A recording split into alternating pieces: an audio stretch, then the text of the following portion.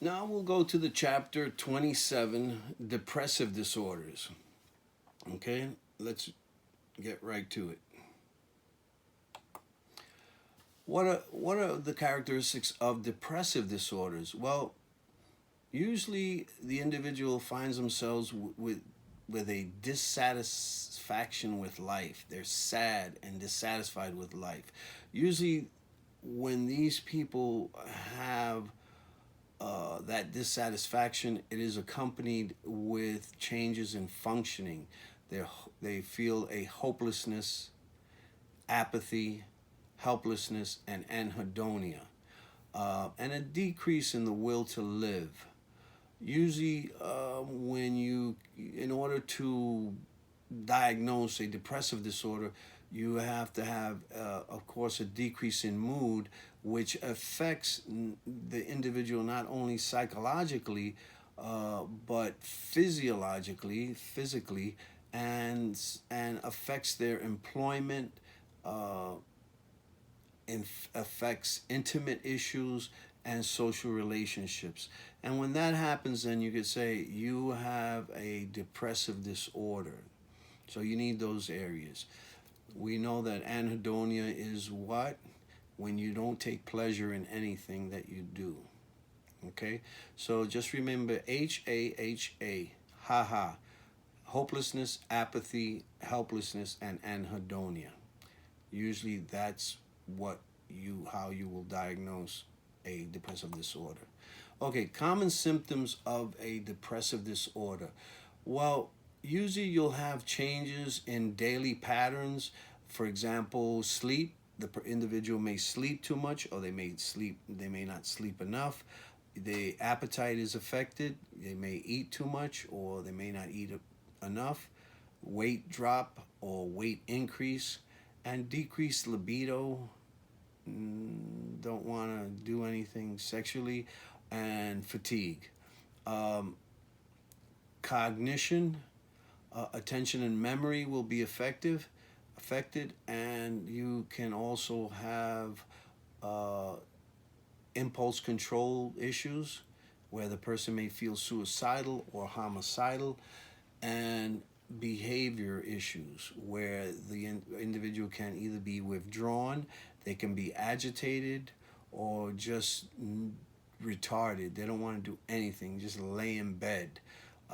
You could also manifest symptoms of headache, stomach ache, or muscle tension. But in order to have a depressive disorder, it must last 2 weeks and not have any cause like organic causes, etc. Nothing organic. If it's grieving, then it should be 2 months. More, it should go on for more than 2 months, because sometimes you can be grieving because you've lost someone, and after 2 months, usually the grieving 2-3 months, the grieving should subside a little bit, and the person should start coming out of it. If it continues, then they're moving into depression. Okay. Uh, Slide 4. Incidence of depressive disorder. It affects almost approximately 17.3 million people. Okay. And usually the onset is by age 32 with average onset. Okay. Now, there is also a disorder called dysthymia. Dysthymia is a mild chronic depression. And we're going to look at dysthymia. Dysthymia also affects people. 1.5% of the U.S. population has dysthymia. And we're going to look at what dysthymia is. As I said before, it's a chronic mild depression. All right, so the prevalence of depressive disorders. Depressive disorders, we see them more prevalent in women, okay? 70% more than in men, all right? And there's felt that there might be a genetic component. Maybe you've inherited it genetically, and some sociocultural factors might come in. Depends on the culture that you're in, society. If you're in a culture that's very restrictive, or like a communist dictatorship, or very impoverished country, for example, with a lot of restriction and control. Hormones can also play a part in it also. All right, so slide 6, depressive disorders. Major depression. This is the most common illness, both in the area of physical or psychiatric. This is like supposed to be the leading cause of disabilities in the U.S. All right, that's major depression. Dysthymia, as I was mentioning before, this is a chronic mild depression.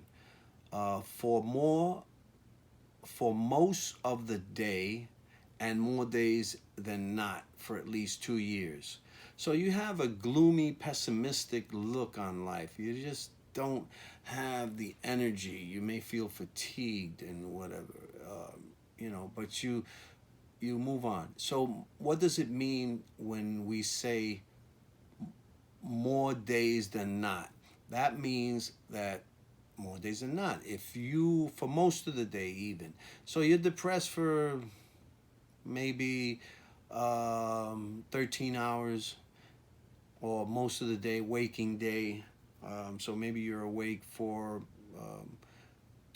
12, 14 hours, maybe. You're awake for 14 hours of the day. All right, so maybe for those 14 hours, 8 hours you're depressed, etc. It could be, it depends on how much you sleep, etc. If you only sleep 8 hours, and so then what we're talking about is how much is that?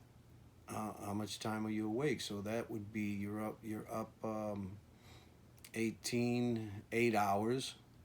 You do the math. You sleep for 8 hours, and you're up for you'd be up for 14. No, 8. My math is off right now.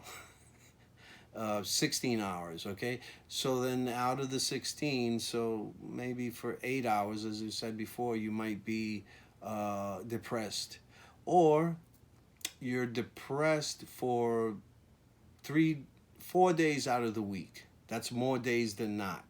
You get it? More days than in the week is 7 days, so you're depressed for 4 days, and you're not depressed for 3 days. Or in a month, you're depressed for 16, 17 days, more days than not.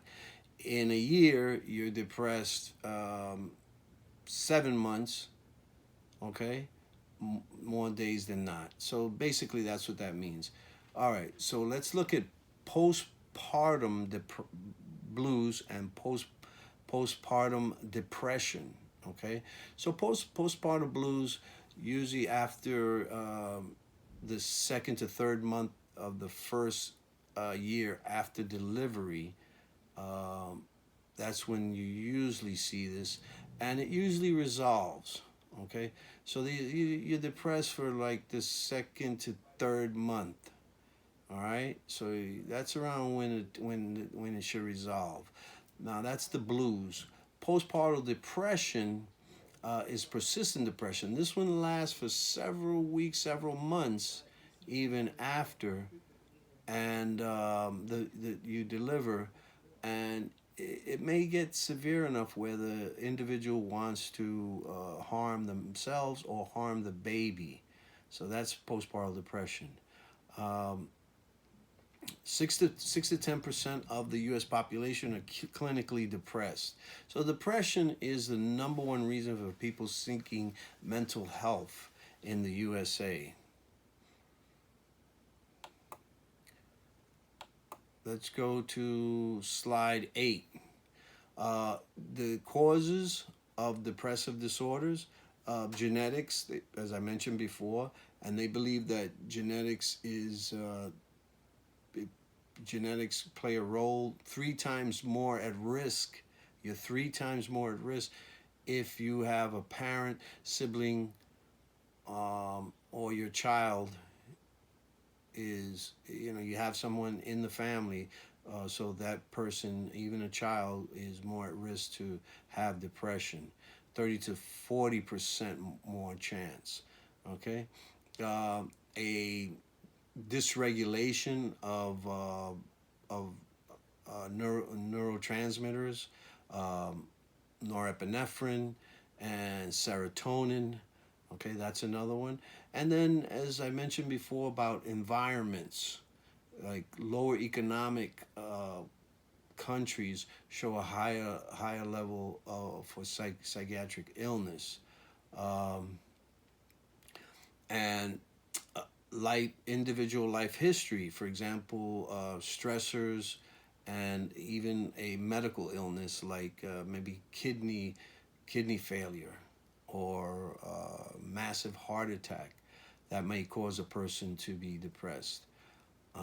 And also the amygdala, they say, is responsible for negative feelings and displays overactivity in depressed people.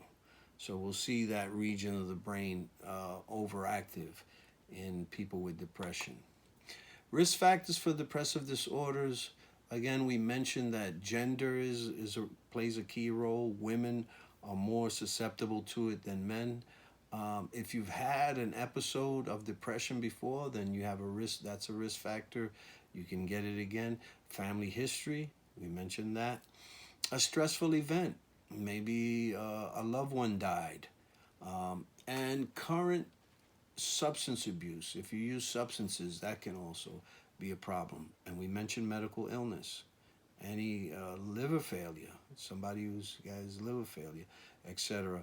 And another risk factor is if you don't have social supports, you don't have any supports system to help you if when you do get depressed or have issues. The psychodynamic theory. Psychodynamic is, again, when we speak about that, we talk mostly about Freud. And Freud believed that depression is unexpressed, unconscious anger, and that anger is turned inward into the individual, and that's how it's expressed. It turns in, and so that turns into the person, and they get depressed. And usually, he says that it usually begins in childhood with when basic developmental needs are not met. Cognitive theory of depressive disorders. Basically, that depression is a manifestation of errors or negative thinking, okay, and unrealistic attitudes about self, the world, and the future, meaning that the individual has an unrealistic expectation about life and themselves and others. They expect others maybe to do more for them. They expect that they should be able to do more, or that they should be in a different place. Things should be better for them. And that's CT, okay? The CT theory. Okay. Symptoms of clients with dysthymia, basically the same as with depression. And remember, we said dysthymia is mild chronic depression. And basically either poor eating or overeating, insomnia or excessive sleep, low energy, fatigue, low self-esteem, poor concentration, and difficulty making decisions. Nursing assessment of clients with depressive disorders. That's slide number 15. Major depressive disorder, when you have a depressed mood and anhedonia, you'll probably be diagnosed with a major depressive disorder. What are the considerations as far as nursing goes? Well, the client's safety is definitely a key factor. Their mental status is also very important, and psychological functioning, because they're not thinking straight. All right. And safe, when I say safety, why? Because these individuals may consider suicide, killing themselves, taking their own life. All right. So we definitely have to look at this, and we have to monitor their behavior. All right. Pharmacological treatment, slide 16. Antidepressants are usually the go-to medication after, of course, we've tried psychotherapy, cognitive behavioral therapy, any type of therapy. Then, if that doesn't work, or we can use therapy in conjunction with the SSRI. So we use SSRIs, but remember, SSRIs have gastrointestinal problems, they manifest rather gastrointestinal problems like nausea and vomiting and diarrhea. Also, loss of libido, remember that, okay? But they're nevertheless first line with children. These are first line drugs that are chosen. And tricyclics are also considered. Again, with most of these antidepressants, you have to watch for risk of suicide, because when this patient is starting to pull out of the depression secondary to the antidepressants, they're going to have some energy, right? And they may now have enough energy to go and attempt to commit suicide, because before they didn't have the energy to do it. Now they have the energy to follow through with it because they've got energized, and the antidepressant is helping them. Okay, so there is also monoamine oxidase inhibitors. We mentioned the MAOIs, and you remember that foods with tyramine you have to be careful with. All right, slide 17, somatic and integrative interventions. We talked about in one of the videos, ECT, which is used when especially for refractory depression, that SSRIs and therapy does not work, and so that depression fails to respond to any medication. So we have to then use ECT. We also use phototherapy for seasonal affective disorder, as these people lack the light that's needed. That's needed, and decreased melatonin production. That's usually what that's related to. Factors increasing the client's risk for suicide, slide 18. When a patient expresses current thoughts of suicide, if they're expressing the idea, if they have a plan, if they have lethality, that means how lethal is it, if they have access, and if they have a past history of suicide and poor support systems, then they are very high risk if they have these different elements involved. If they have an active mental illness, substance abuse, a past history of suicidal attempts, and if they actually have a well-formulated plan. A patient could say, "Oh, I wish I was dead," but then they say, "Well, what would you do if are you feeling suicidal?" And I said, "Well, I just wish I was dead." I said, "Well, do you have a plan?" And they say, "No, I don't have a plan." Well, then that's a good thing. Just to say I wish I was dead is not enough. But if the individual says, "Yes, I have a plan," then you say, "Well, what would you do?" Well, I would get a gun and shoot myself. It says, "Do you have access to a gun?" No. Do you know where you can get a gun? Well, my brother has a gun, and where does he live? He lives in California, and you're in Florida. So the probability of them attaining that gun and shooting themselves is very low. That's access. Do they have access to it? No, they don't. Do they have a past history? Maybe not. Do they have good social support system? A good support system? They might. Yes. Okay.